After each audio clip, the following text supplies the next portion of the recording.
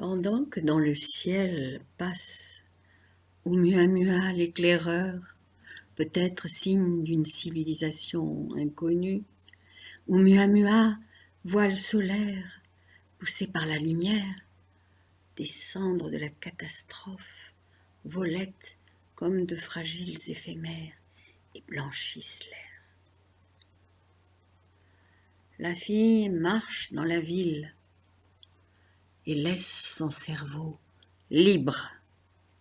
Aucun signal, aucun appel, aucune tension ouverte, pas de désir, un certain état vacant, absent à son être, le goût déconcertant du non-désir.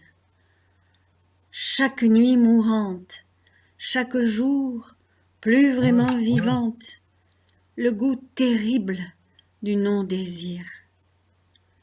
Pourtant, une part d'elle se détache, s'envole, puis survole les rues, les places, à faible altitude mais si vite, peu séparée des êtres qui marchent. Elle les frôle. Elle voit comme pour la première fois les cendres éphémères tomber sur les visages, devenant des masques, des masques. Mais que nous est-il arrivé? Le cerveau refuse de comprendre. Mais que nous est-il arrivé?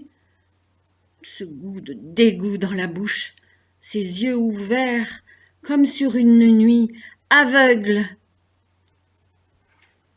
Côtoyant une guerre obscure, un incendie sans fin mais sans lueur, cette armée pliée, vaincue, avançant comme automate, on la dirait sans but, là juste pour être dehors, qui sait qu'elle ne sait pas, qui vit sans la vie humaine, retirée dans quelques méandres des cerveaux, comme un souvenir, prise dans le filet anesthésiant de la peur, sous le joug. L'étrange sentiment de silence intérieur étreint la fille en quête de désir. Un voile ténu, immatériel, comme une dépression légère la recouvre.